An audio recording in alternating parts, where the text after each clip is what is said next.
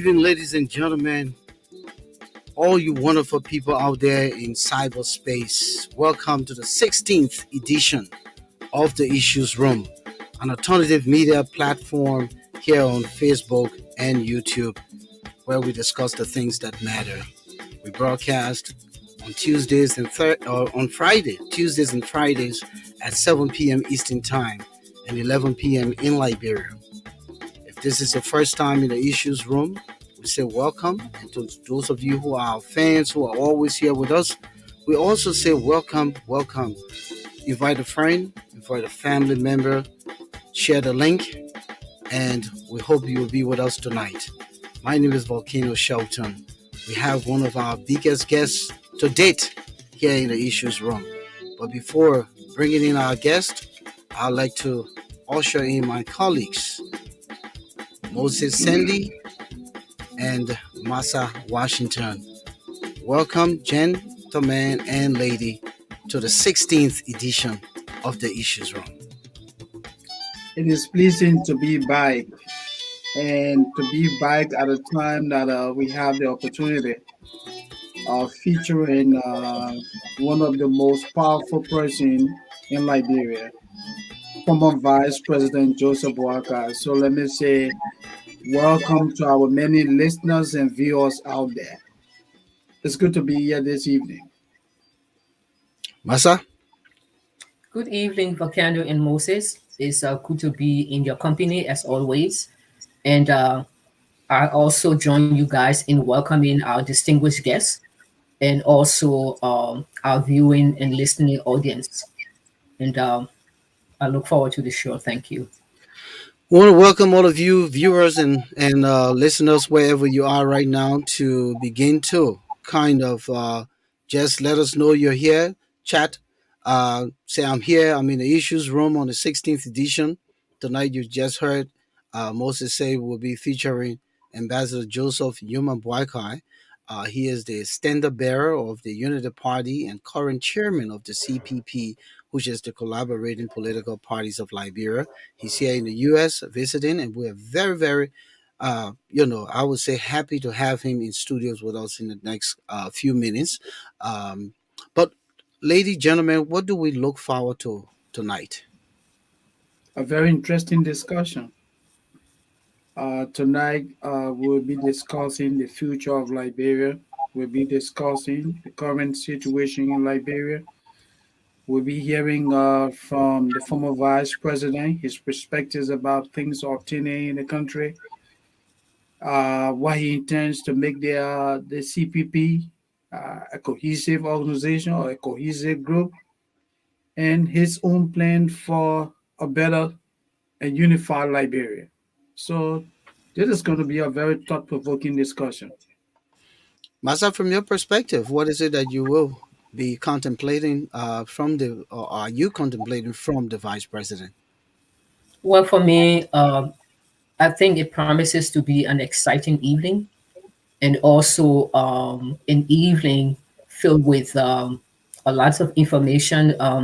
Our special guest tonight has a wealth of experience. As you all know, I'm not doing PR for him, but Honorable Boakai is a household name in Liberia, in Africa, and also the rest of the world. He's an eminent statesman to date, and I'm sure he has. There's a lot that he can share with us tonight, and that the Liberian people can learn from, and also to have a clearer perspective on some of these burning issues that are facing us as a people. So I'm looking forward to an exciting information, educational filled time with VP Boakai. So we're waiting to get signal from his team, and as soon as we receive signal, we'll be bringing him in studios. Tonight, we will not be opening the lines immediately for our audience because of his itinerary. There's a lot of constraints, so he has a limited time with us. So we want to really make sure that we get the best from the VP. And again, he is our biggest guest to date. and we're looking forward to many more of such conversation, not just from VP Boyka, but also from other members of the political landscape. Be Alexander Cummings. We already had Dr. Daniel Cassell. We'll hope to also engage Yumli Kanka, Ben Ayure if possible, and even the sitting president of Liberia if possible. I think that should be where we go, right, my Absolutely, colleagues? absolutely, absolutely, and it is doable. But quickly, let me just use this opportunity um, to say thanks on behalf of the Issues Room crew to Mr. Anthony Kessley, former ULA president, who is indeed a very close member of the former vice president uh, team here in the United States. And I also want to say thanks to Mr. Henry Costa, who chairs the vice president strip, who chairs that committee, and all members of the team that have been working behind the scene to make sure that this discussion is held. I want to say Let me we quickly add the appreciate name them. Orlando Chenoweth because he's one of Yeah, the folks yeah, Orlando, trying to yeah, make and all of sure those that guys, our friend Jay Kabakoli, and all the guys, Charles who rather Neto work is on the behind the script. scenes. Yeah, Mr. Charles Netter, former Director General of LBS. These people rather work behind the scene and to get us going, to have such a prominent person appearing, it doesn't take an easy job. So I want to say thanks to them for the teamwork. In the meantime, while we are with the vice president to take his seat, we quickly want to welcome the folks here in the issues room with us tonight. Mapla, Nikia, Janetta Payne, all the way from Liberia. Welcome, Janetta. Your first time in the issues room. Make this place a place of where you can get the best in terms of information trending in Liberia. Thomas Awaji, we say welcome to you, my brother. Eskandakai Masale the second.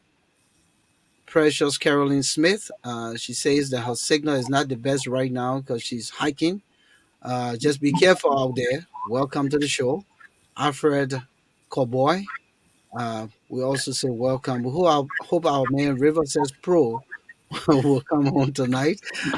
Kip Tucker, Musu Kopo, we hope you guys will come on. Theo Sampon, John Carr Harris, Steve Quare, all of you, our viewers and listeners to the Issues Room. We're hoping that you will come in. And if you're coming, just say I'm here. Maggie Sell is already here. She's also apparently inviting Madeline Isley and Kau Yeya. Um, see, that person is also being invited. Thomas Awaji is saying, welcome, Honorable JNB. We're getting set. Uh, T. Dawkins Riches is here. Augusta Joan Knuckles. Continue to share the link. Continue to invite the folks. The VP is former VP will soon be in his seat, and we'll be engaging him very shortly. So continue to share the link. Keep sharing the link. Keep inviting more folks to come in. Miada Sterling, Stella Herring. We also want you in the issues room. All you wonderful people out there. Masa, there's some folks that you know of that usually come on from your end. There's a guy by the name of, is it Twan or what's the name? Patrick Twan. Yeah, Patrick Twan. Hopefully he shows up. Hassan Kewu as well. Bendu Khan promised that she will be here tonight. Stephen Benda and all the Aja folks said they will come on. So we're looking forward. This interview promises to deliver because it is the future of the country. And you know the vice president, former vice president, is poised. Uh, you know, so somebody's playing something, feeding back. Is Mhm. that you, Moses? Yeah, it was an error. Yeah. Okay, all right, yeah. So all right, okay. So the VP is here, and it looks like he's ready to go. They're setting him up. So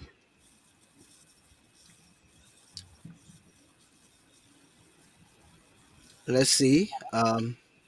All right, he's now seated, and I think I'm going to now uh, open his microphone and bring him on. Your Excellency, Ambassador, former Vice President, Republic of Liberia, Joseph Yuma Boakai, welcome to the United States. Thank you for accepting our invitation here in the Issues Room. The Issues Room is a new alternative media platform, and I'm sure a lot of us here are familiar with you. We are a combined 75 to 100 years of experience in journalism. Moses Sandy, Massa Washington, and myself, Volcano Shelton. We're happy to have you here tonight to engage you. I know you very tired and pressed with time, but there's no amount of time when it comes to the issues of Liberia, and I'm sure you can agree with me. Welcome, sir. Thank you very much. Thanks for inviting me. Welcome, Mr. Former Vice President Boakai, Standard Bearer of your Unity Party. It's a pleasure to have you. I see that you look energized for this discussion. I am. So we know that we don't have much time with you, so we kick the ball. Your visit here to the U.S., I'm sure you've been asked this question a few times. What is it to achieve for you as a presidential aspirant, the CPP, and including the people of Liberia, the country itself? Why this visit and why this time? The visit is a routine. I come to the United States once every year, except for the last 2 years. I think it was long overdue. And also was to touch base with a lot of our friends and some of our good supporters in the diaspora. And also, I should be making a trip to Arizona, where we have very good friends. We're trying to secure some medical supplies for Liberia. So the visit is a combination of all of these, and I'm very happy to be here this time. So anything specific for Liberia? Yes, as I said, some years back, we have a lot of good friends in Phoenix, Arizona, and some years back, I was able to get a container load of medical supplies, and I touched base with a number of institutions that signed an MOU to work with Liberia and different groups of Liberians, and also to give us medical supplies. And so they have invited me at this time to touch base with them so that we can load some containers of medical supplies. Thank you, Moses. Yeah, Mr. Boakai, let's look at your presidential ambition. And I would like to begin by asking you, how are you coping since the 2017 general and presidential elections in Liberia? Moses, I know is an ambition because once you say to be a leader in anything, for me, I believe my strength with the Liberians at the highest level, because maybe people don't understand that our country needs leadership, and we see a vacuum, and we believe that there's a need to step up to do that. 2017, yes, we went to it, and the world knows where we went, but we don't want to talk about that. But we believe that Liberia is still going through a lot of problems, and there's a need for someone who understands what the people are going through, someone with the requisite experience, and someone who has been around to provide a leadership and to set the space for younger Liberians to come and follow. So it is not an ambition or an acute desire just to be president. It is, I believe, a need to take the country out of what the situation it is in now. And that person to be someone who has been around, who understands and has a passion. Will you be a candidate, a presidential candidate in 2023? And if your answer is yes, how do you intend to do that? Because your party is part of the CPP, the Collaborating Political Parties. How is this going to happen? And I say yes because that's the process we're going to follow. And we are very optimistic that in that process, we're going to be much successful and lead a CPP. Okay. And what vision do you have for a unified and stable Liberia? There's a lot, I tell you, Moses. The country is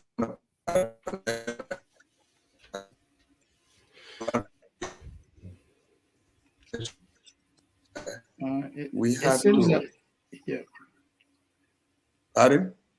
No, Yeah, your internet was fading in. You want to say that again, connection. please? I think people, there's a lot of impunity in our country. I mean, Moses, a country, one place. We are backward in almost everything. See that the low life in Monrovia and around is politics. That country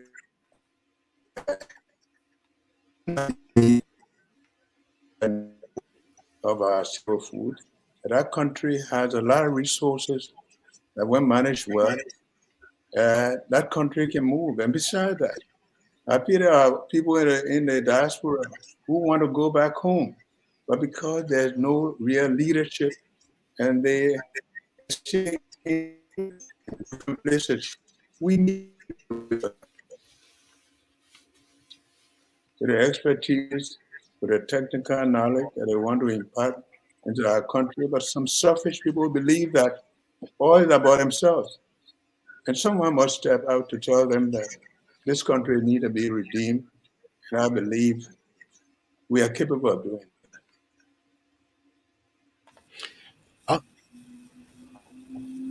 Thomas, I would like to ask you, what makes you different, politically from other candidates?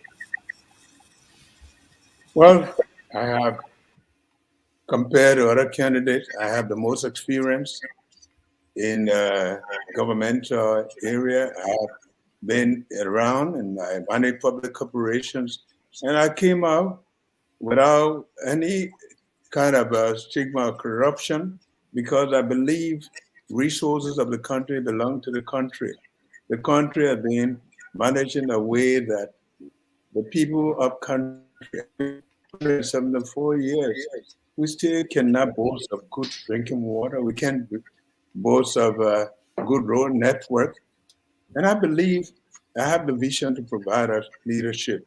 It's not about myself, it's about the country. I feel embarrassed if others are not. All right, Masa Kami. Good afternoon, Mr. Vice President. I'm not talking about coming, I'm talking about myself. Yeah? Oh, okay. Oh, go ahead, sir. Oh, no, sorry. You paused there. No, go ahead, sir. No, sorry. You paused there, so I thought you were done. Are you asking? No, we're bringing Masa in now. He was bringing Masa in to ask you a question. Yeah. Oh, sure. Mm-hmm. Come in, Masa. Hello, Mr. VP. How are you? It's good to fine. have you in this forum. It's good to see you again as well. Thank you. Sir, my first question to you is, unfortunately, the CPP, the internal wrangling within the CPP tends to be a sore eye for all members of that collaboration. So my question here is, now that you are the chairman of the CPP, how do you propose to resolve the issues with the CPP at this time? Massa, this is unfortunate because we came together to give alternative to the Liberians, and we came with an understanding that we are in collaboration. And in the collaboration, I had the expectation that we'll be working together to provide a leadership that will make Mr. Weir a one-time president. And it's unfortunate that all of the wranglings and things have taken place. I have been in there. Most people complain about my being silent, and so I have not been silent. My role had always been to make the people know that we are together to make things work. Collaborators are not people who should be fighting one another. So at this time, I've taken over the leadership, and my role is to do as much as possible to make people understand that the Liberians depend on us, they're looking forward to us, and we should recommit ourselves to working together. And that's the way that will continue to gain the respect of the Liberian people and to give them hope. Thank you. My next question is, considering the situation with the human rights violations that's taking place in Liberia, our citizens are being murdered, people are being kidnapped, women are being raped. Just recently, within less than 2 months, we've seen the brutal and gruesome murders of two of the former president's sons, Mr. John Hillary Tubman first, and then just this week, the nations and the rest of Liberians, including those of us abroad, woke up to the shocking, gruesome murder again of Reverend William Richard Talbot III, the son of President Talbot. At this time, what do you think the country and all Liberians need to be doing now to address the situation and to deal with this boogeyman that's hanging over our country? Massa, that's the very reason we're talking about leadership. It's unfortunate because I didn't know John Hillary personally, but Bill Talbot, I just ran into him about a couple of months ago, and we met on 2 occasions. One of the nicest, the calmest person that I know, very quiet, and he was being the peace ambassador. But what's happening, I talk about impunity, I talk about a situation where the country, unresolved crime is not good leadership.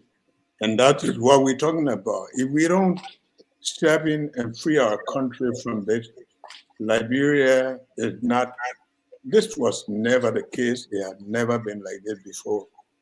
So there is a need for this government to be able to show leadership and to know that this is a trend that was never in our country.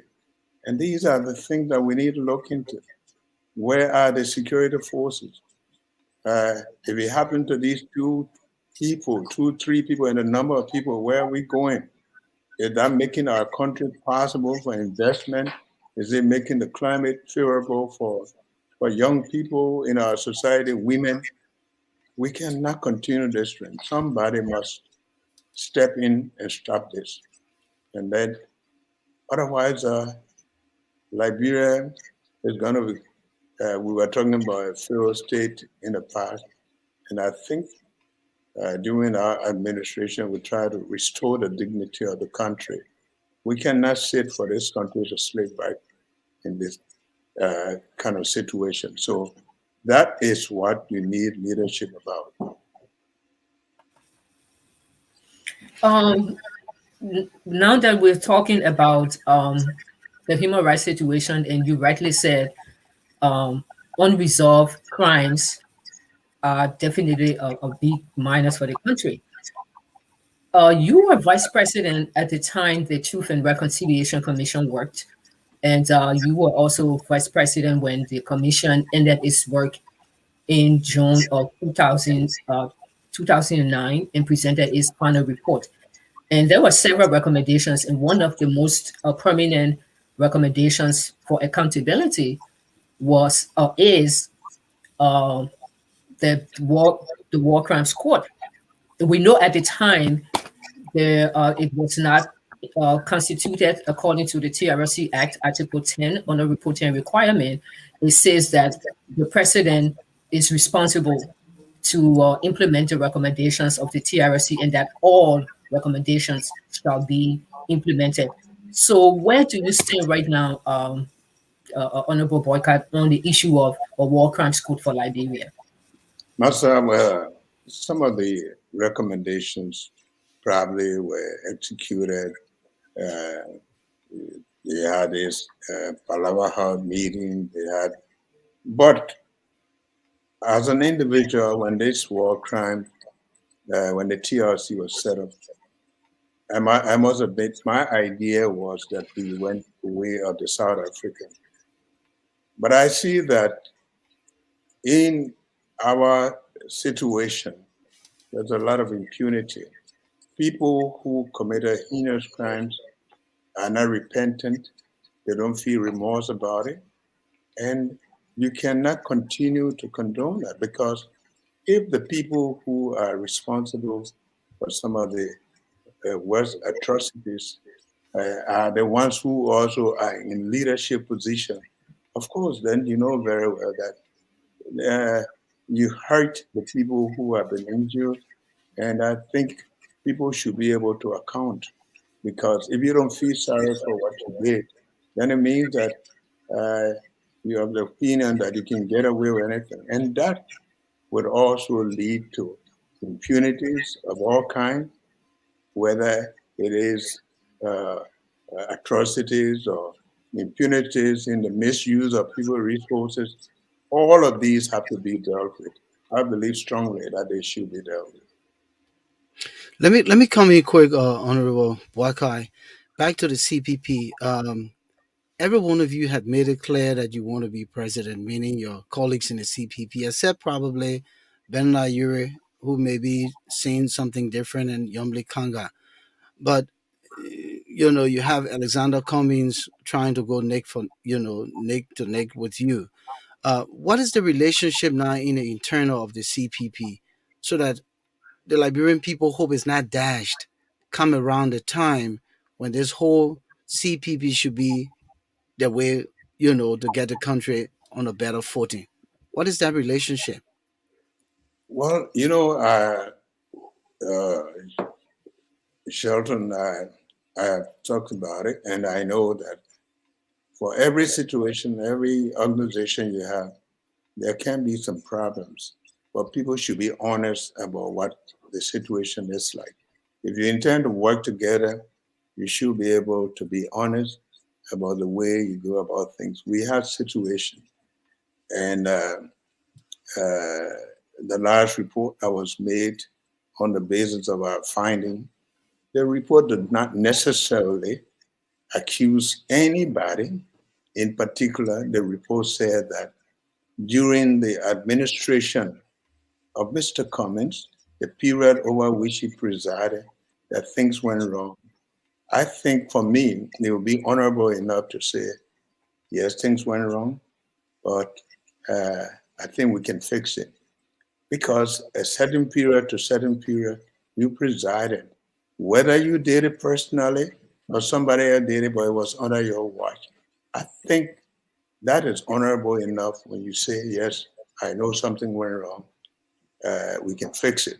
That's the way people go about working in a group and trying to work as colleagues to be able to resolve issues and to restore the confidence of the people who supported you. So the last question on that segment of the CPP, I hear that you guys got your convention coming up, and delegates will go to decide who's going to be representing the CPP.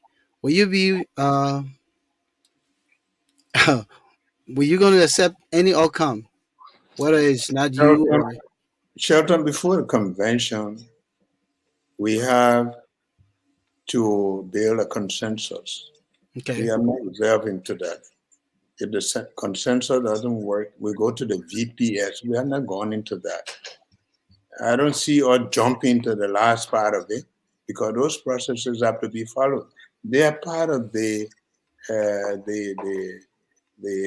agreement. They are part of a document, and we must make sure that those things happen. When I go back, we have to both put them back to the table and follow them. That's the process. The convention is the last part of anything. So the outcome, you will live with it. Oh, precisely. We follow them to the letter. Sure. Okay. Okay. So let me bring Moses in. We're going to be looking at the next segment, the assessment of the political and governance climate, including the fight against graft and corruption in Liberia. Moses. Yeah, Mr. Boakai, you have said a lot about happenings in Liberia. So if I were to put it to you, what would you say is your personal assessment of the current political situation in Liberia? Moses, I think we all know, and it goes beyond ourselves internationally. We are not in the best of situation. The country, whether you take over, I mean, I don't mind people playing partisan role, but the reality on the ground is that the country is bleeding. You can see the moment you get to Monrovia, you see the situation on the ground and the streets, the filth of the city, the educational system, the children out of school, people selling in the street, disorderliness, and you can see what is happening. Insecurity, all of these. There's no way to sit down and deceive yourself and say things are all right when you know very well they're not all right. So we are not in a healthy situation. So what is the best way forward for Liberia? Yeah, but I can't sit here and say the best way forward for Liberia is for the leadership to see that the country is not being governed properly, that the situation is not good. When a foreign diplomat can openly, for the first time that I see, sit down and say, your city is the dirtiest in the world. I mean, that had never happened before. But we know the truth. We know what is happening.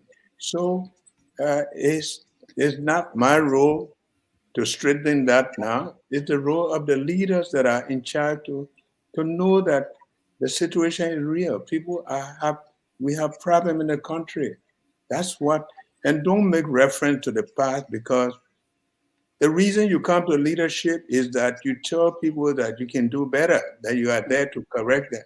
So to make reference to what did you people do and what didn't you people do, that's not the point. That's why they brought you there. So the leadership must, exercise that leadership. That's why when you become a leader, they give you all the resources, material, human, so you can make good use of them. And that's the role you're supposed to play. So the leadership should understand that that's what they are here for. Are you in any way implying that we as Liberia is a failed state? We may have not come to that because I'm not the one to call it a skill set. But there's something we say that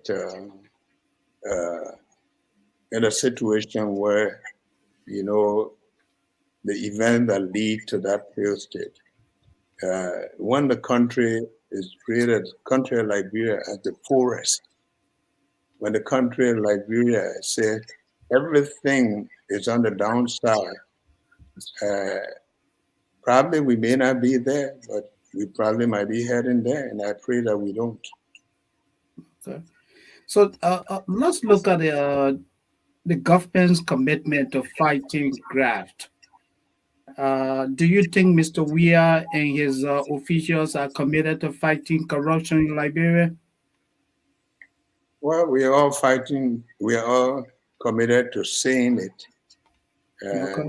The only way to show it is by doing it. So Uh, we look forward to him doing that because all of us, the same thing that you say and I say, it sounds like an opposition saying it, but we all know the situation in the country. So we hope that Mr. Weir can begin to do something that will show the Liberian society that they are fighting corruption. I haven't seen much of it. Okay. Okay. So, how is the economic situation? Is our understanding that the government intends to infuse millions Yes. of Liberian dollars, and the current exchange rate between the U.S. and the Liberian dollars, it seems that there has been some form of appreciation in the Liberian dollars. Yeah. However, the prices of goods on the market remain extremely high. When you make of this situation, Well, that's when you say whether appreciation, whether the currency is appreciating and the prices are remaining the same or even higher.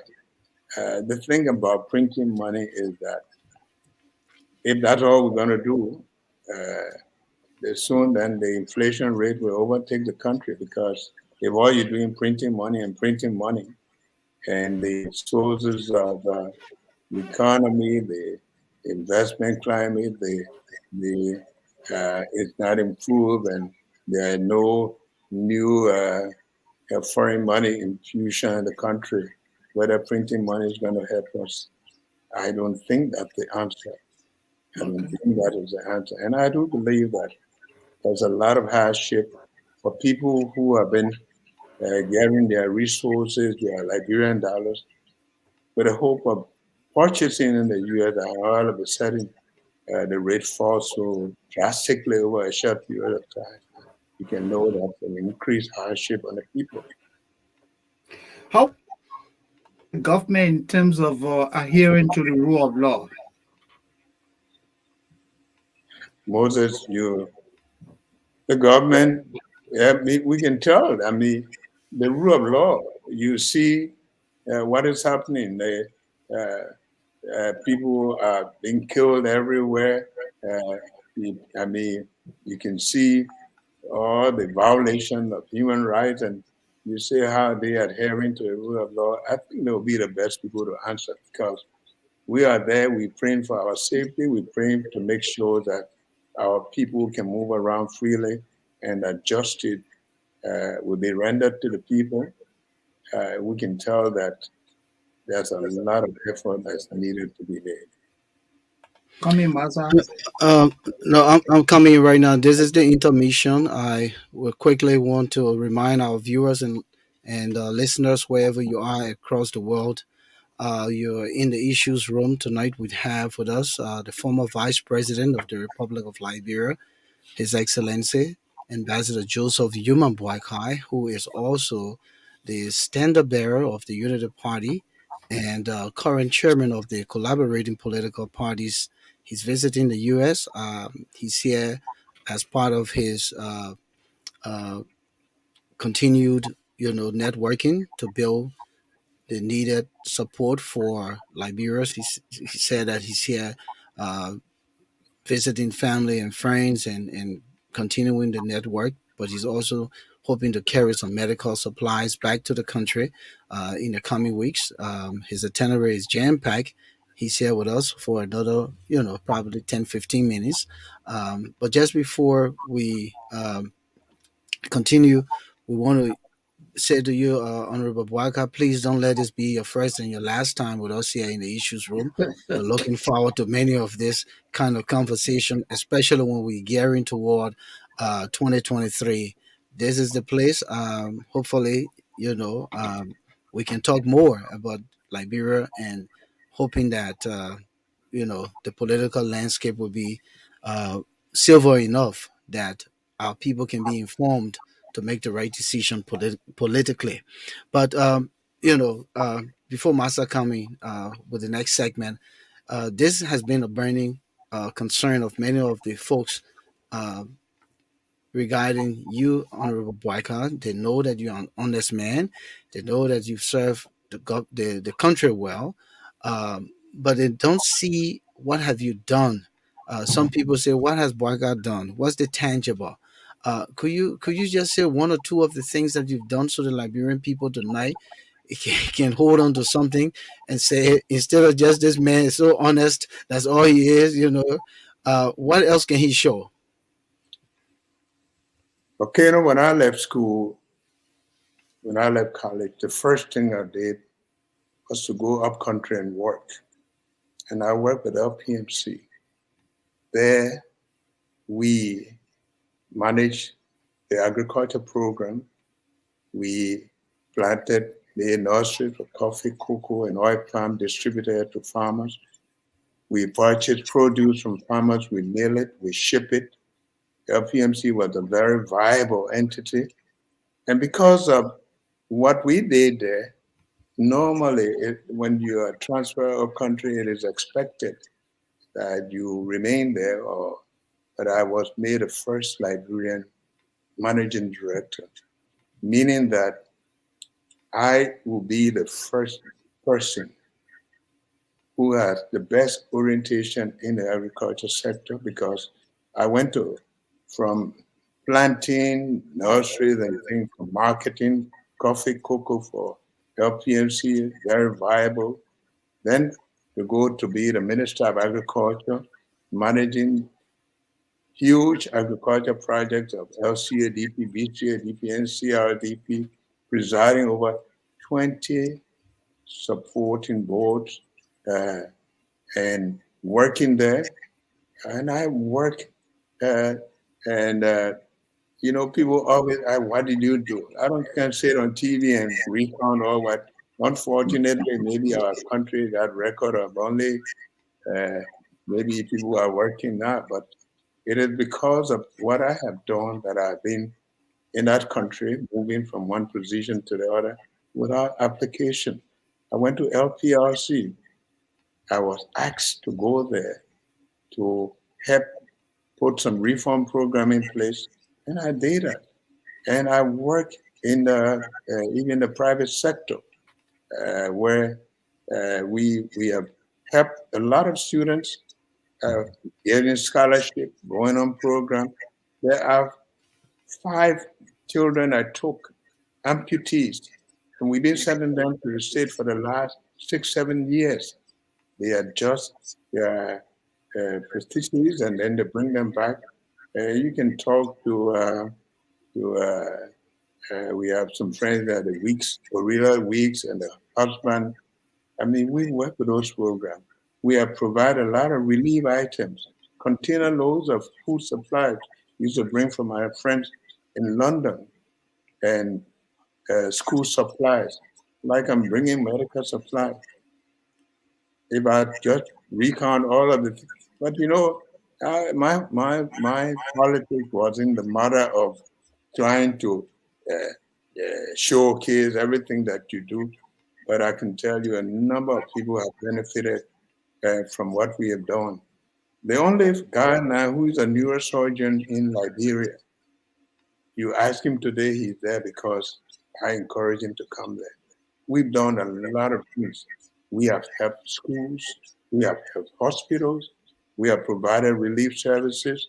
Right now, I have about people in the Bomay area, that's a ghost city, who have moved there from different counties, who are farmers, have access to no land. We got land. We are taking care of them. 127 acres. They are growing food. They are harvesting right now. We are getting some things for them. My nature is to be helpful to people, to help people to become better. And it wasn't there to be put on the Facebook and all of these kind of things. But there's nobody in Liberia who can say they've done a lot for that society than I have. And I think you're right. Most of the time the people, glorify the people who corrupt the society and pretend like they're putting it back into the society. But one of the most important thing here tonight, you've been able to establish yourself as a non-corrupt man. And I think that the Liberian people should give you that prop, rather than looking for monuments and so forth. Let me just quickly bring in Masa to the next segment. She will be looking at human rights. Masa? Um, Honorable Boakai, you spoke about the culture of impunity in Liberia and the need to do something about it. But I didn't hear you say what exactly you will do to help address the culture of impunity in Liberia. So my question to you, sir, is will you commit to the full implementation of the Truth and Reconciliation Commission's recommendations, especially accountability recommendations, such as uh, the call for the establishment of a war crimes court? Sir, if you become president tomorrow, will you work work rather with the United Nations and other partners to establish the war crimes court for Liberia? I said, so help me God. My job will be to make sure that the culture of impunity is removed from Liberia. That is what got us where we are. We people don't believe that they owe anybody explanation, that they owe anybody apology. And you can't live in a country where so many people have been hurt and you disregard that and you continue to want to lord it over them. This is not the way we go. Every human being has a right to live, and if you violate their rights and you don't repent, you have no remorse about it, you should account for it.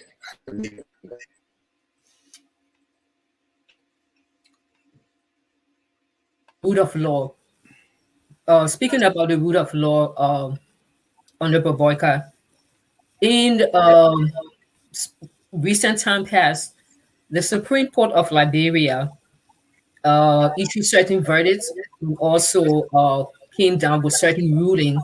Like, for example, in the case of Honorable Yeke Koluba of the legislature, the Supreme Court ruled that his benefits he should get, one, he should be reinstated, and then also his benefits and salaries that have been withheld should be paid him.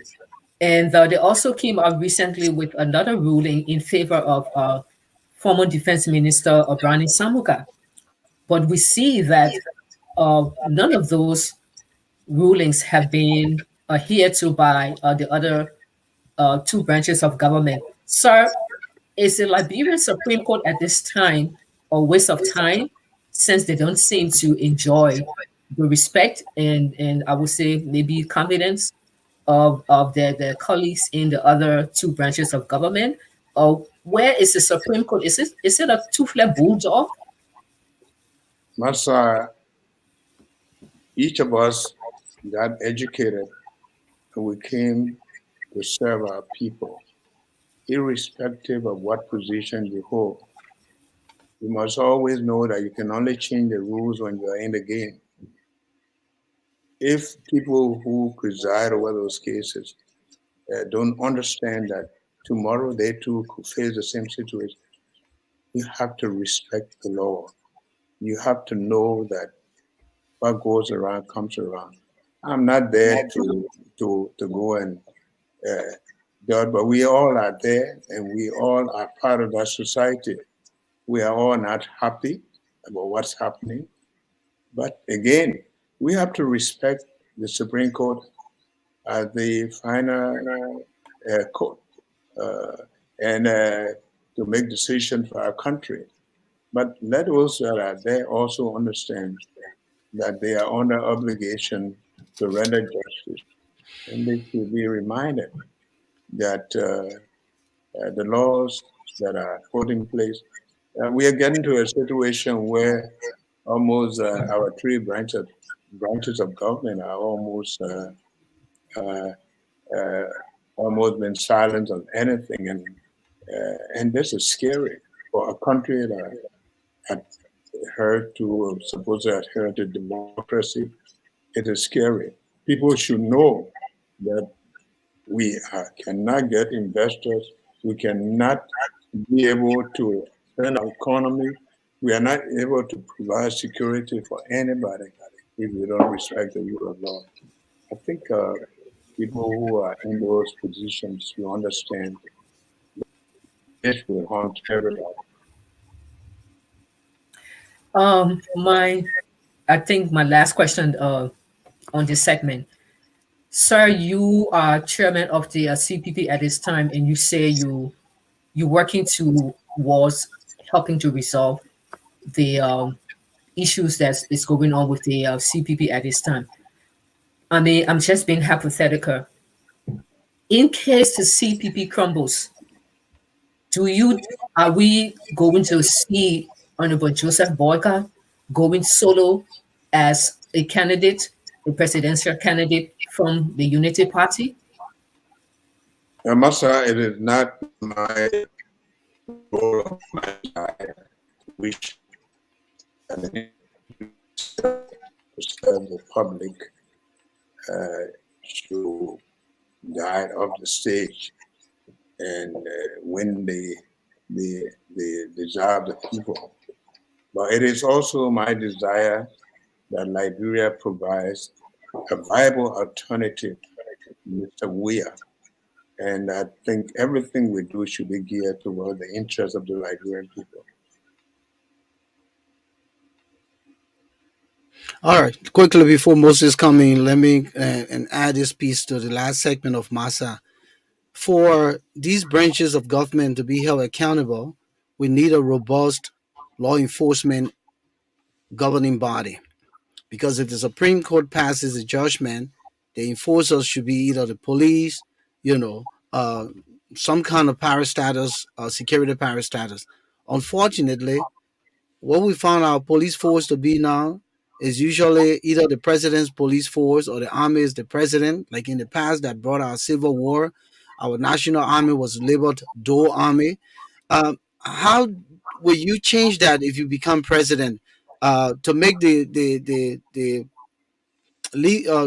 people who should enforce be accountable to the country and not to any branch of government? How will you change that?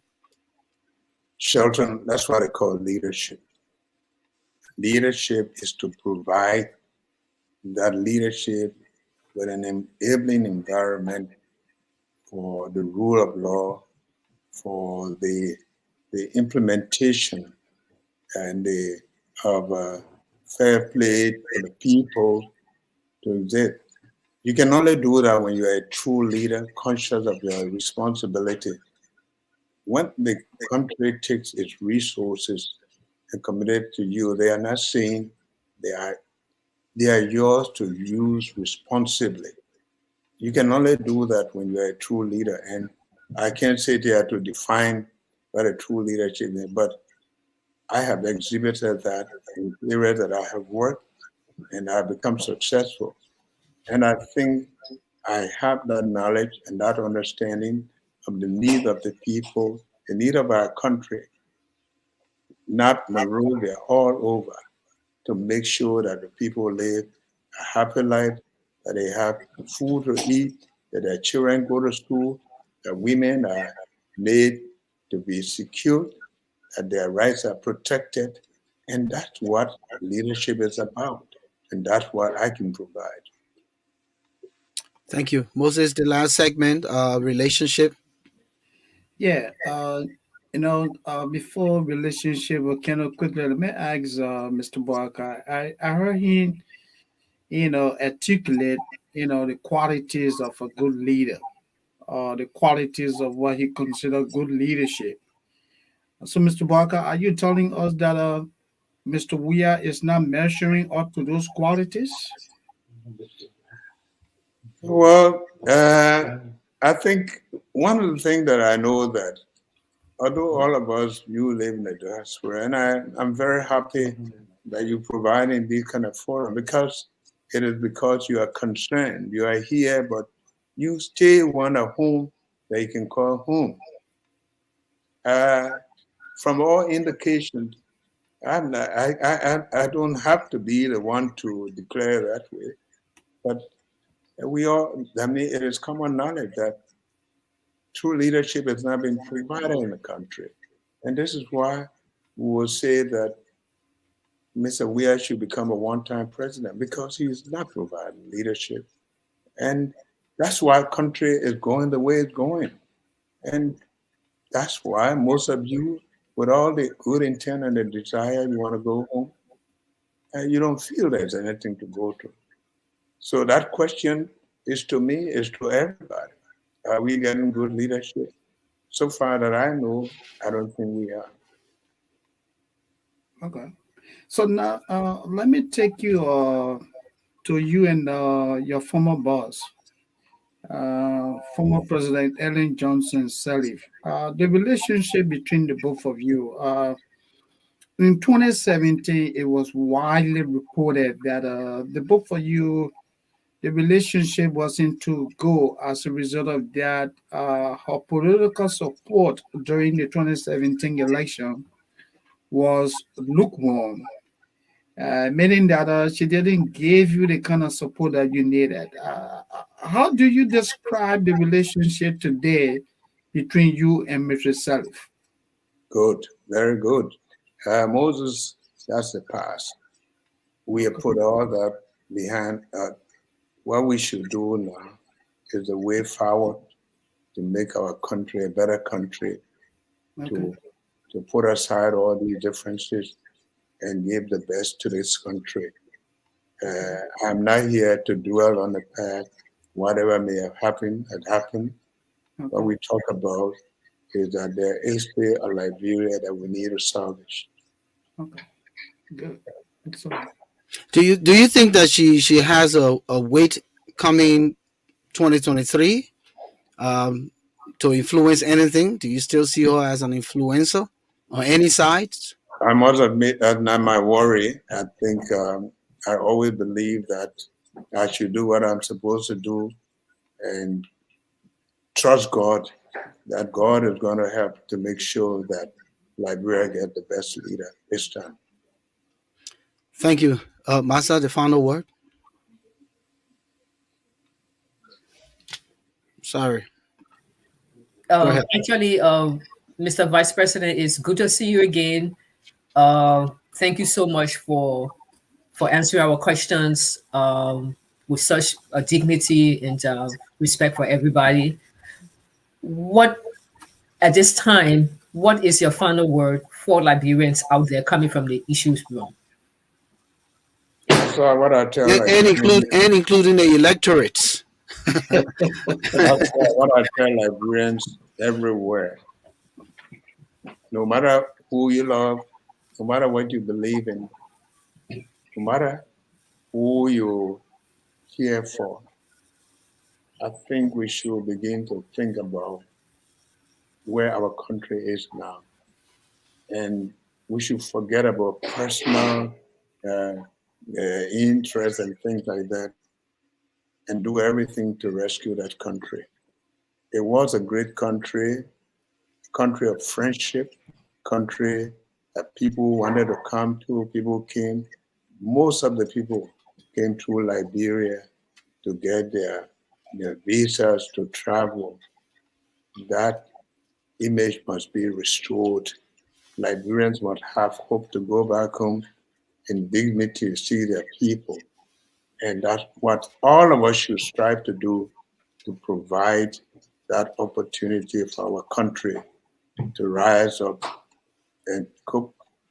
Even we should be talking about other countries catching up with us, but now we have to rise up to be that country that Liberia had always wished to be.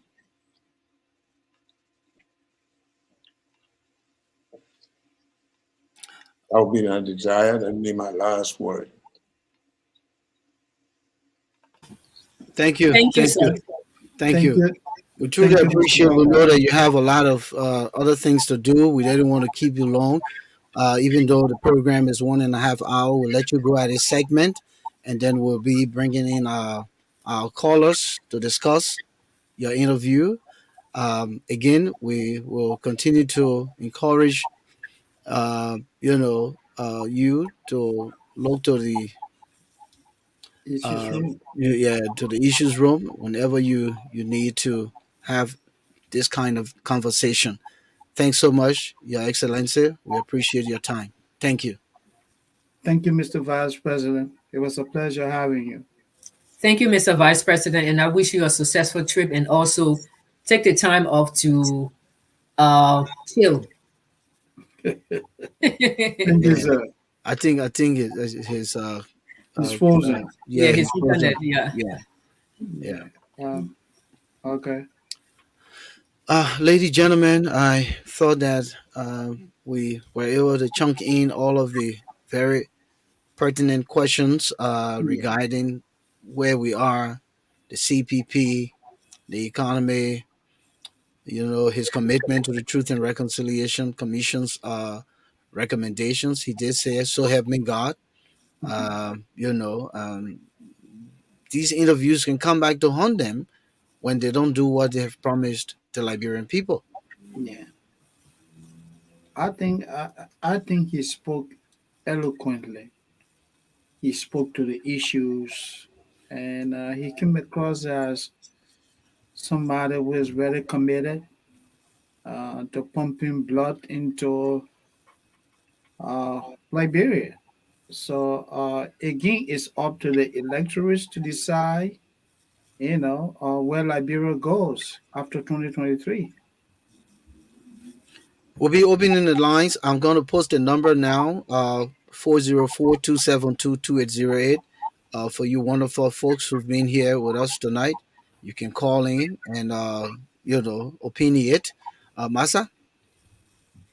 Yeah, absolutely. I think the interview with Vice President Boakai was on point, and I think we were able to ask him some pertinent questions that other Liberians would probably love to ask or would have loved to hear answers for, but they didn't have the opportunity. So I think it was a good interview, and I hope we will have other uh, um, prominent Liberians and also other Liberians so placed. Okay. I placed have a leadership caller now. as well.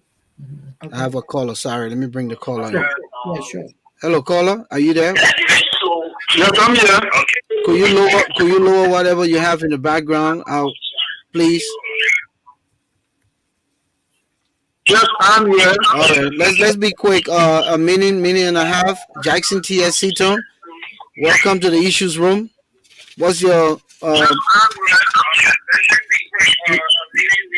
you have to lower your monitor in the background, Jackson.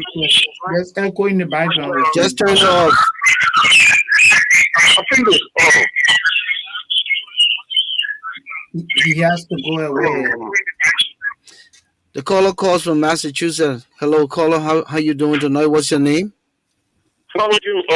Is this Wakana? Yeah. Okay, brother. Oh, how are you? My name is David. I'm calling you from Massachusetts, my brother. Thank you. Thank you so much. Thank you guys so much. I want to appreciate your panelists. I think this is one of the best eloquent, not noisy type of interview I've ever seen. For a while now, I want to appreciate sis Masa for everything you guys are doing. But I think tonight's interview, I always tell people, I love this old man. You spoke like a president. You spoke like a presidential material. And I believe that if given a chance, he can take Liberia to another level. If he's monitoring, which of course I know he's doing, I want for him to do more of this, and you guys continue engaging in the kind of a healthy conversation. Once again, I want to appreciate you guys so much for what you guys continue to do. Thank you so much, V. I appreciate you for that, brother. Thank you. Let's go back to Jackson Seaton. Hopefully he's remedied his problem. Jackson, are you there?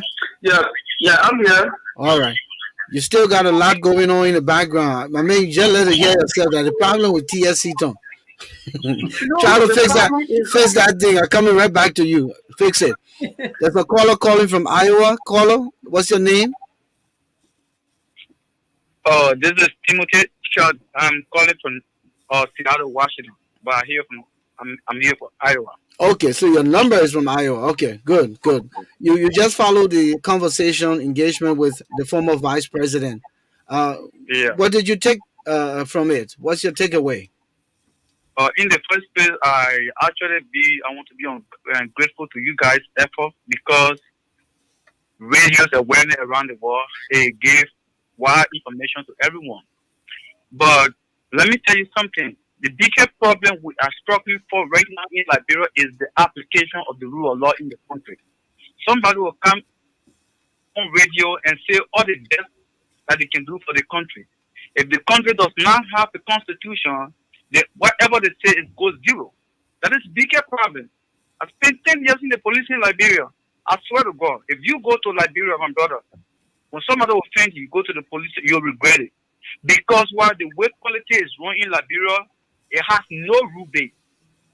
Meaning when somebody gives you position, it means your decision making lies in the hands of the people. That's why you see anybody serving as director of police, NSA boss, these people do not have voice because they are being intimidated by those leaders and they do not understand leadership because they are illiterate educationally. That's why they have a degree, but they are illiterate.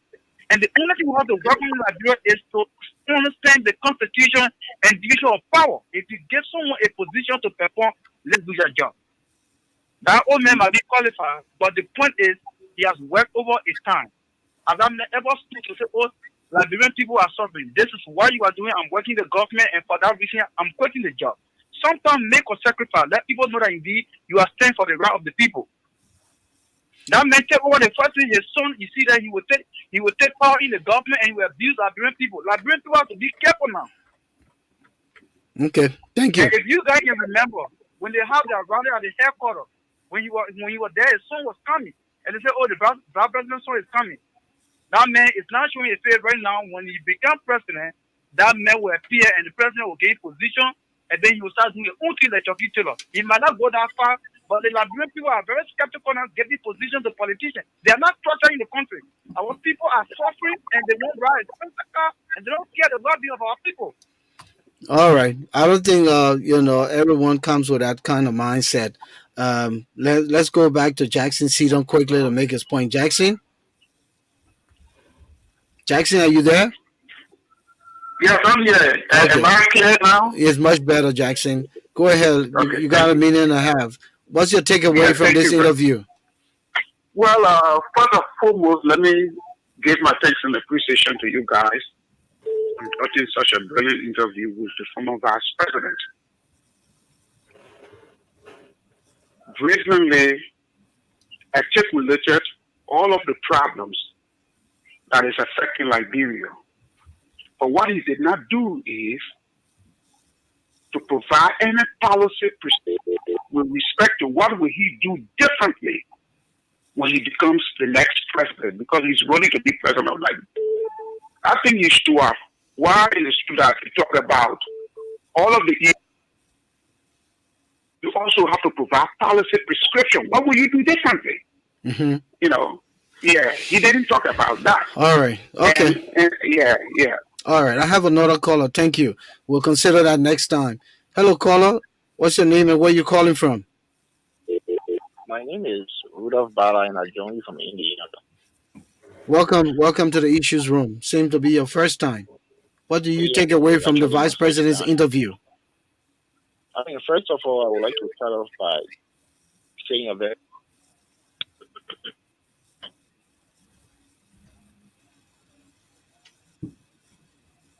Go ahead, caller. You on?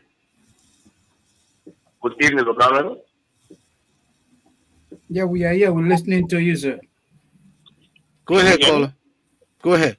Yeah, when you listen to the old man speak, you get to understand that he's a unifier, and this is somebody who, for me, I believe will not be a president for the CPP, but instead a president for Liberia, and that's what we need now. More than ever before, Liberia seeks leadership, and I see it in him for real. Thank you. So I would just Thank you. Let's go to the next caller. He said he would be a unifier. That's a plus. Caller, you where did you call from? This is Kathleen Dublin. I'm calling you from Texas. Texas. Welcome to the issues room. What's your takeaway? Yeah, thank you very much, and thanks for your co-panelists on the platform. And so Carlos, this is what I took away from this thing, and this is almost. Go ahead, caller. Hello. Yeah, we are listening. Go ahead. Caller, you still there? Go ahead. You know, Liberia's major problem right now, as you and I and almost every Liberian know, is corruption. From the 80s, every government has always come to power. The first thing they talk about is Liberia is corrupt. Government officials are corrupt. But this is a man who has served government on government. And he has not, in no other way, to be corrected, being sworn of any kind of corruption. Don't you think this man is the antidote to corruption for Liberia? And that's the problem that killing the country. Don't you think getting in leadership, could help solve Liberia's problem once and for all? Because just like they're telling one thing, right? We can develop, all the development only showing in Liberia. It was not working, it was not. Biggest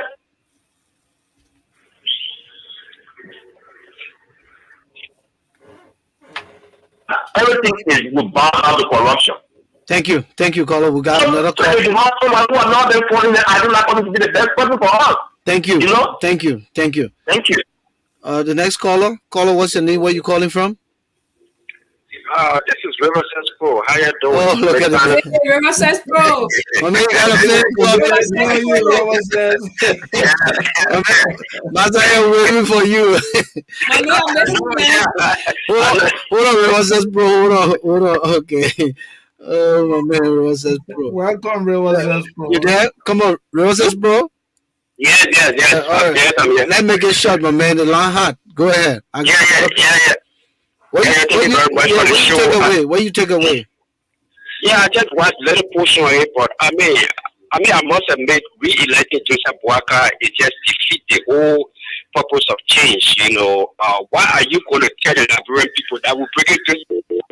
But he another continue. He coming with Alexander coming, so he's not going to be as corrupt as he was before. We're bringing in a newer box, in a new package. But that's the same Joseph Boakai of 12 years ago. Why are we going to get a group of 77?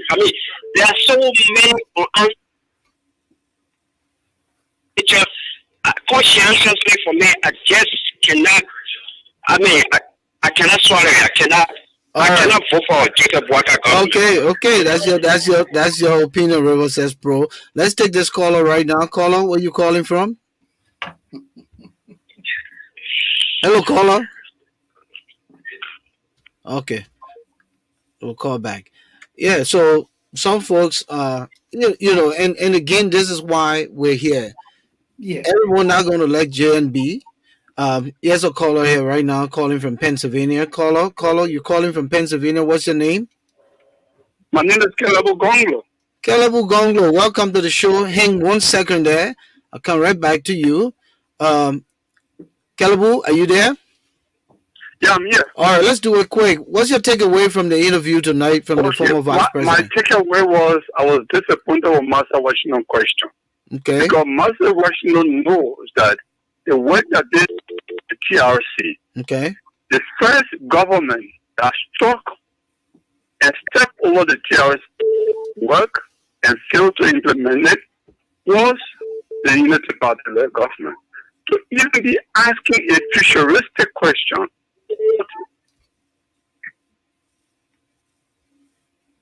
We are listening. Go are you ahead. there, Kelebu?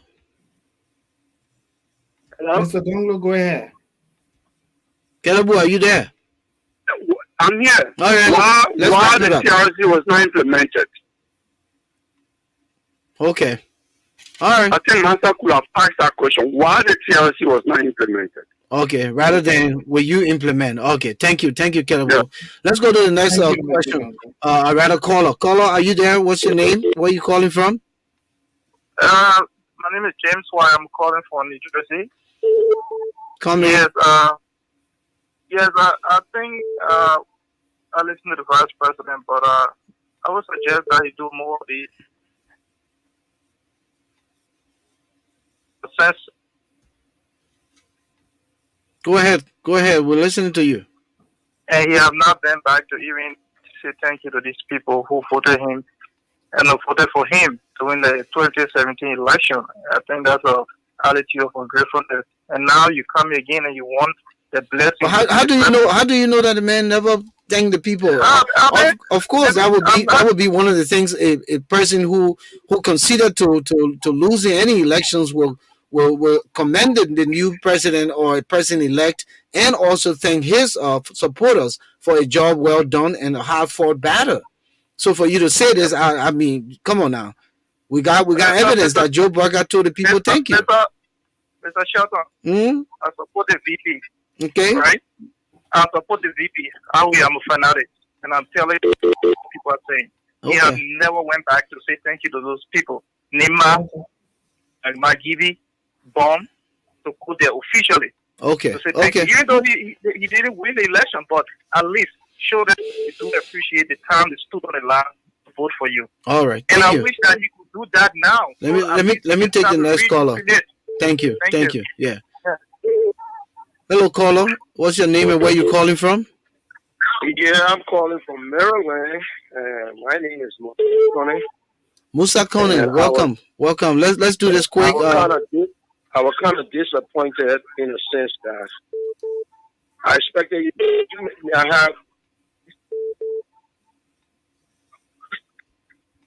I saw you guys. I guess we lost him. Guess we lost him. My God. Yeah. We lost him. Hopefully he'll call back. Yeah. But Moses, again, everyone's gonna have their own spin on. Yeah. Okay, he's calling back. Let me just take him quick. Go ahead. Continue making your point. You say you were disappointed. Yeah. Musa, you gotta lower your monitor. He's monitoring himself. Hello, caller. What's your name and where you calling from? Yeah, hi, this is Larry. Hey, real quick, the Vice President interview reminds me of one of the most successful newscasters here in the States. He said, a successful man is a man who can lay the foundation from the bricks that people have thrown at him. That was from David Brinkley. And David Brinkley he worked for NBC and ABC for about 55 years. People are throwing a lot of mud, a lot of stuff at the vice president. They keep asking, what did the vice president do? Go to the executive mansion website. Type in his name, Joseph Boakai. You will see some of the work that he's done. He was the one who was sent over to the United Nations, and he made the appeal to have the $3.7 billion in Liberia forgiven. He started that whole conversation, and then a lot of people came in supporting it. By 2010, Liberia had a little bit more space on the budget because they couldn't service that $3.something billion service in debt. They couldn't pay that money every year. So yeah, he has done a lot, but people just don't know. Go to the executive mansion, take a look. It's there. The records are there. Thank you. They keep throwing bricks at him, and he keeps rising up, and he's going to win the election. Thank you. Thanks. Great show, guys. Thank you. All right. Every time I go back to I get the caller from Maryland. You may be having signal problem because every time I come to you, you fall off. Are you still there? Right now. Okay. Let's do this quick. Give you a minute. What's your take? Yeah, my take is the interview was okay in a sense that, but I got a problem. I like for the honorable man to be, fair enough. I remember in listening to one of his interviews, he said that he was tired of Court of Lawyers, Peter Bonajaba, honorable, and I think Mussolini, one of the former Chief Justice or something like that, was trying to review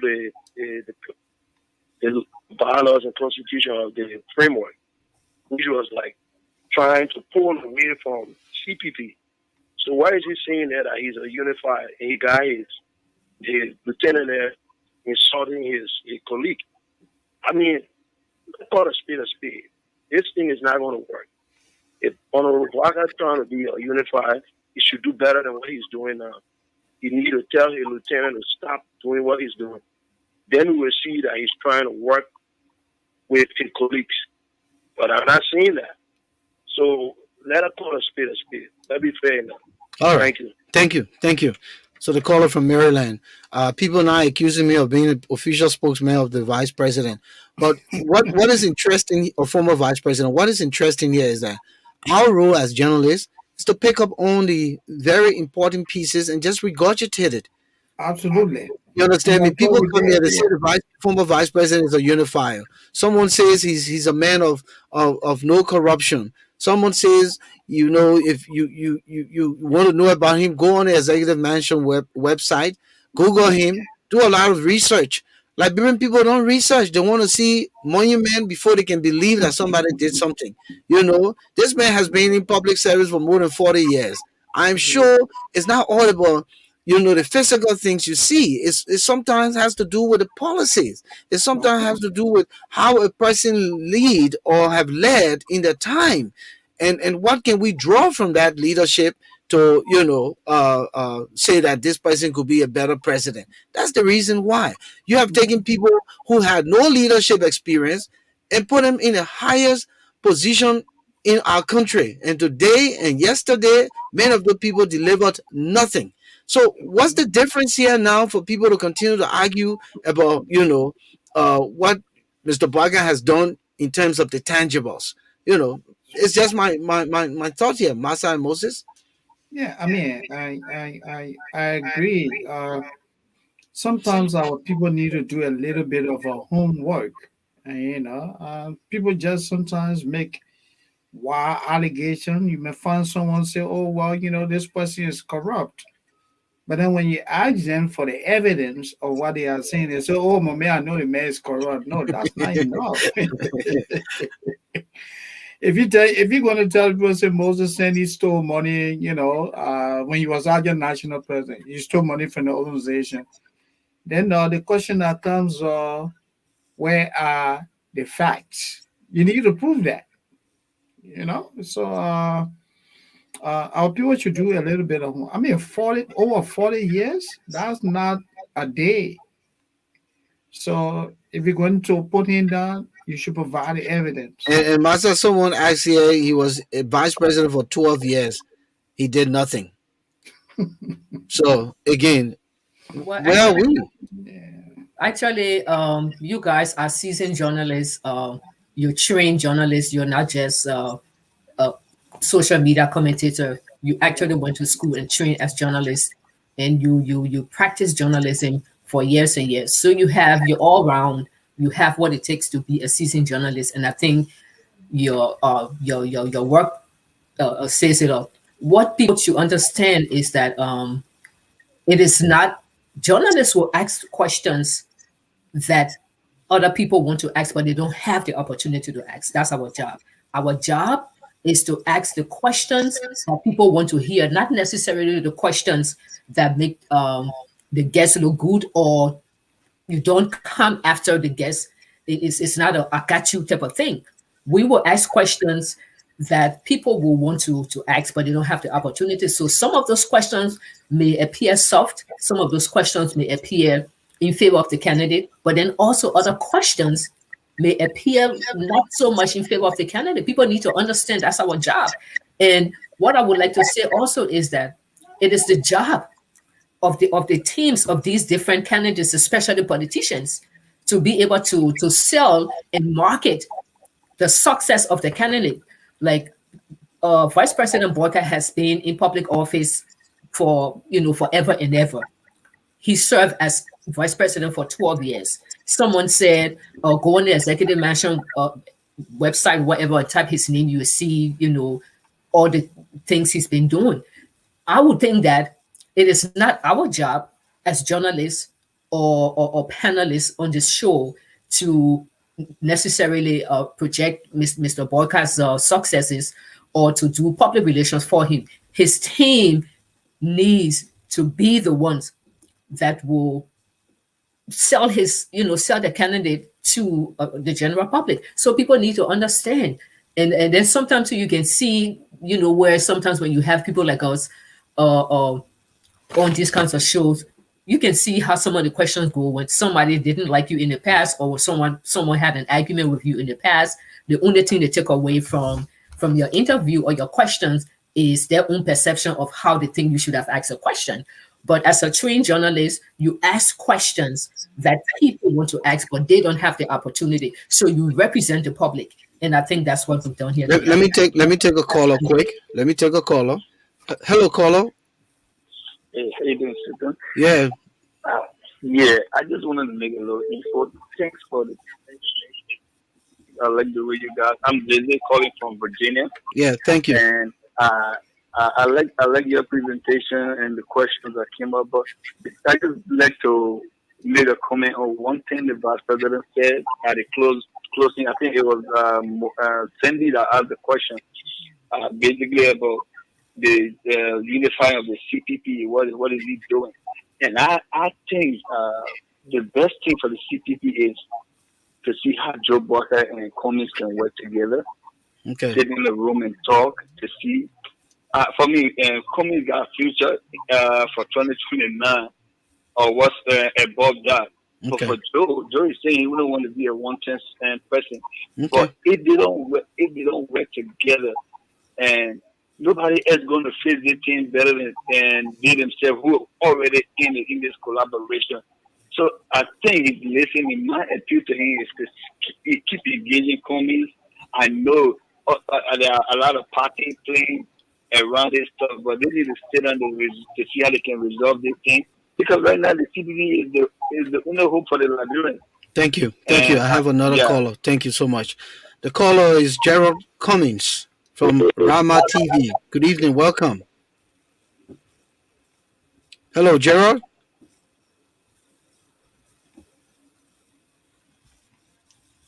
Hello, Gerald Cummings. Are you there? Okay. All right. I guess we should be wrapping up because we're reaching the end zone. Let me just give acknowledgement to most of the folks here tonight, Moses and Masa. We have Sio Lele. Welcome to the show. All right, let's just take this caller quick from Georgia. The caller from Georgia, what's your name? How you doing? My name is Amos George. Thank you. You will be our last caller tonight. What's your takeaway from the conversation?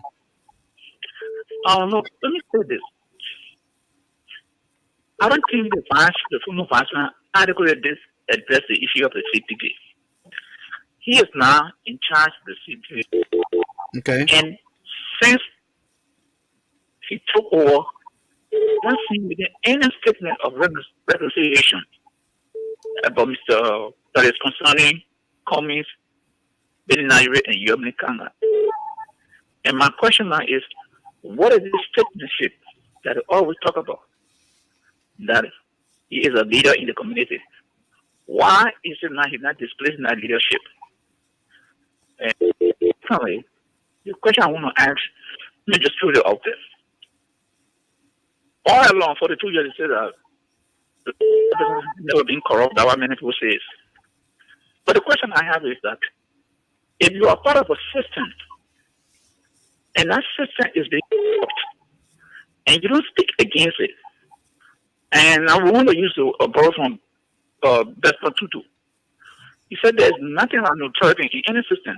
You either for it or you're against. That's the answer for the 2 years. Government from government to government. Allegation of corruption. Not one occasion he ever came up to speak against medical action. So the question I want to know, how can the president himself exonerate himself? You're sitting down, let me put it this way, you're sitting down, they're killing somebody right in front of you. The captain, you don't say anything. And you don't help to rescue that person. How can you say that you are not part of the system? All right, thank you. 5%. Thank you. Thank you. All right, we'll just take the last caller. Hello, caller. Okay, caller gone. I think we'll close the line now. Please, to all the callers, we'll close the lines. We'll close the lines. The man calls back again. All right. Yeah. Hello. Hello, Mr. Shatter. Yeah. We gave you the opportunity and you hung up. All right, welcome. We're about to be wrapping up. So Yeah, welcome. quickly, I just want to extend my thanks and to your team Go ahead. sending a couple of texts that your system was kind of over motivating. I couldn't get the vice president, but I later on tried to switch and see if I could get him. Paul was the guy that the viewers or listeners should check the Executive Mansion website. You know, there's something in communication we call believability. Okay. The Paris conference conversation was not initiated or never. Joseph Boakai was a part of that conversation that led to Liberia debt cancellation. It started during the regime of the late Chairman Judith Bryan. So when he said the former vice president started that conversation, that is not true. Okay. So he need to be resourceful too. Okay. All right, Jared. Thank you. Thanks for that correction. Let me go to this caller quick. Hello, caller. Where you calling from and what's your name? Okay, my name is Thomas Furman, and I call from Salt Lake City, Utah. Okay. Welcome from Salt Lake City. Welcome. Yeah, Utah. Yeah. I just want to commend you guys for the program. I want to say the interview was actually great. And what I actually took from the interview was that when the former vice president was speaking, I actually monitor him and I draw down honesty. He was very honest in all the questions that you guys asked him. You know, the part of I think it was you or Sis Master asking about his personal contribution to Liberia, and he kept saying we, and that is one of the characteristics of a true leader. Yeah. So thank you. When he was talking about his stay at FPMC. Thank you. Let's take this last caller here. Caller, you've been persistent. This caller is just. Hello, caller. Hello. Yeah. Yeah, how you got? Yeah, how are you doing, man? What's your name and where you calling from? Don Harris, man. All right. You guys are doing quite well on the show, but I was kind of a disappointed in myself.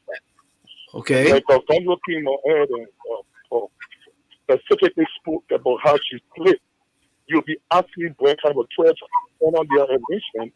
They had the Truth and Reconciliation Commission established, and that commission was not able, that commission or recommendations were not able to be adhered to by the government, in which Joseph Boakai said. So if she was there asking futuristic questions, it's alarming. I thought she would be asking what's happening. So the recommendations our commission made for TRC. So what were you? She asked too much of low questions. The show should be more powerful so that you guys can engage everybody, whether you like it or not. Okay. So what will you say down the road if this government in power does not implement the TRC recommendation? Wouldn't that question be honest to ask too in the same token? Yes, it's right. Look at everybody. There's not just a question. If the guy says you be both faith. You be able to ask those spinning questions because our friends want to know. Okay. Because if the Vice President Boakai says, as VP, on an arrangement, who received the recommendation of TRC or which matter of people to know, so one of the customs of those recommendations, the matter shall ask it that spinning question. All right. The question, the show fails to answer government's question on political matter. Matter needs to ask. To answer the but question. It's just it was just a recommendation. So if we ask Master something that's all. You are not Master. Master's on the show. Government wants to know. I want to know. And many Liberians want to know. Oh, but why she didn't ask the question in a way that they wanted? Yeah, but it's unfortunate now the vice president is no longer here. So what? No, I'm saying she should ask the question. We agree. So that's something that Master can learn from in the future. No, Focano. Can you unmute my mic? Focano? You own live, Master. Okay. No. Listen. In the first place, the caller needs to understand that he cannot tell me what kind of questions to ask. Okay? I'm the interviewer. I know what questions I want to ask. I know what question. Okay? I want my people to I know what question I want the audience to be able to have the opportunity for the vice president to answer. So no, Mr. G. Rock Cummings or whatever, No, not Gerald Cummings. That's whoever the person is. John Carr and Okay. Caleb Wu. Okay, whatever, but they cannot tell me what kind of questions to ask. They cannot tell me that. No, I don't think so. All right. Okay. Where are we now, Moses? We have covered a lot. Okay. I was going to just recognize some of the folks here for the first time tonight, and then we wrap up, right? Let's mute. Okay. Yeah. So let me just recognize some of these folks here tonight. We're not taking no more callers tonight. Let me quickly get this done away with. All right. So we want to welcome Gagan Bowman, Hippie, CC Hippie, Solomon Na, Sam Segram, Kandakai Masale II, Lawrence Powell, rather, Gonlepa Dolo. We say welcome to the Issues Room. We encourage you to please share our link. Aloysius Banks, Fatih Fambule, Henrietta Kona Morgan. We encourage you to continue to share the page. Litima Morris, Ruth Gordon, Rivers S. Pro, our man was here tonight. He's already created a fan base for himself. William Glasgow Sharif, we say welcome, Ruth Gordon, Ambassador R.C. Nimley Jr., Precious Caroline Smith, Jojo Doma Johnson, Anita Foucault, Nathaniel Diba. So many newcomers here tonight. David Johnson, Mambi Gepeli, Alfred Daniel Newman, welcome. Hamilton Zilli, Obento Cooper, Edmad Tiller, what's the name right here? Zeze Joma, that's a new person online tonight. James Momo. We encourage you to share our link. G. Isaac V. Gue. Welcome, all you wonderful people. Randall Thomas, Moba Talawoyan, Abraham A. Kamar, Junior Kendama, Solo Brown. Good to have you in the house. Lucinin Darami, Solomon Na, Metako Toa, Clara Howard. We say welcome, Michael Luo. So a whole lot of folks here. Alfred Daniel Newman, Moses Kamara, JT S. Keita, Louise Gogban. We encourage you to come back. Justina Beverly Pajibo. We encourage you to come back with us. On Tuesday, we have another important conversation. This one will blow you away. Timothy Chate. We say welcome, all you good people. Christopher Lamy, Nathaniel Deba, I think I did call his name. Stephen Collins, welcome. So a lot of new folks here. Guys, Josh Nimley, John Carr Harris, a regular listener. Theo Sampon, Steve Quay, all these guys tuning tonight. Gerald Cummings showed up, and we say thank you so much. It was a wonderful time together. Final word, Master. Final word, Moses. Let's wrap this up. I want to give Masa the opportunity to go first. Well, I think it was indeed a very nice conversation, and again, our appreciation to the Vice President for finding the time out of his busy schedule to engage us. And it would never be enough for everybody. For the Uh, Liberian people. yeah, for some people it was okay. He answered the questions. For some people, he didn't answer the questions. For some people, the interviewers, the panelists, you, me, we did a fantastic job. We asked the kind of questions that people would have loved to get answers for. Again, for some people, we didn't do enough. So we take it with a grain of salt.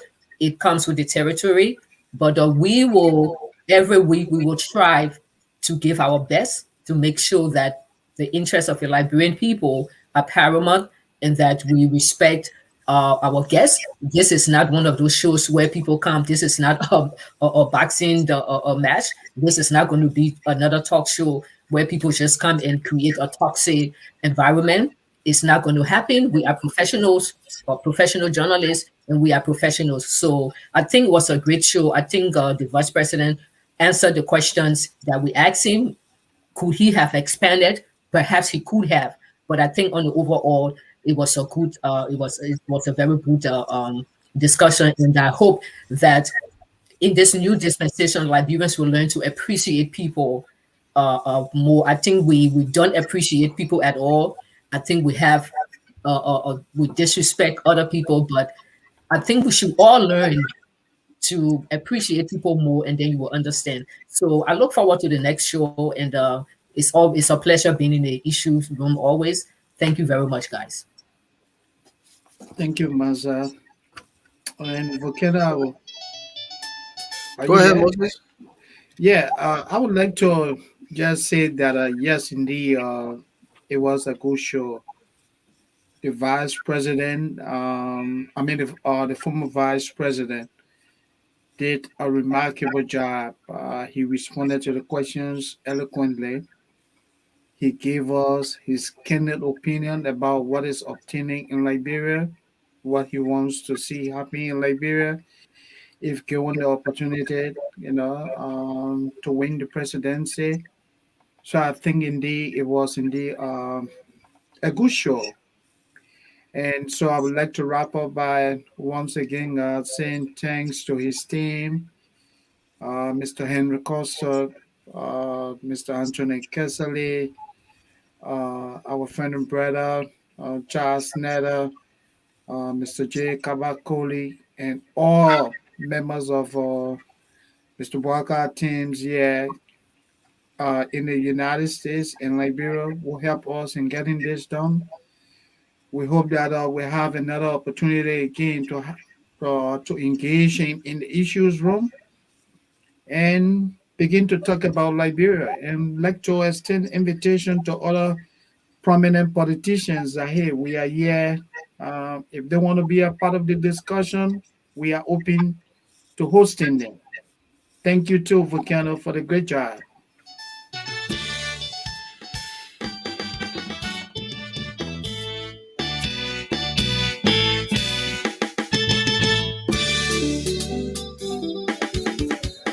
Well, ladies and gentlemen, this is how we're going to leave you tonight in the Issues Room, our 16th edition. We featured the former Vice President of Liberia, His Excellency Ambassador Joseph Yuma Boakai, who is the current standard bearer of the Unity Party and current chairman of the Collaborating Political Parties of Liberia, the CPP, and one who has expressed his intent to contest the presidential elections in Liberia come 2023. The Issues Room can be heard 7 p.m. Eastern Time on Tuesdays and Fridays right on Facebook. Name will soon be changed to Meta, and also on YouTube and our Issues Room channel. We encourage you to invite a friend, invite family members. You can watch us live on your television. You can expand it on any gadget you have. You can pick us up anywhere in the world, even in space, okay, where there's internet connectivity, you will be able to pick us up. Make us your platform, your podcast of choice. We're here to keep this going. We want to encourage all of you to like us on Facebook, like us on YouTube, subscribe to our channel, and so you can get notification when we come live. Next Tuesday, we'll be back here to discuss more pertinent issues in Liberia. It's not all about politics. There's so many layers of issues in the country. Every day you wake up, Liberia is never lacking issues, and that's why we are the issues room. We bring you in the issues room to discuss those things that matter. So again, we say thank you so much for being there with us tonight. My name is Volcano Shelton. Have a great weekend. We'll see you back here on Tuesday.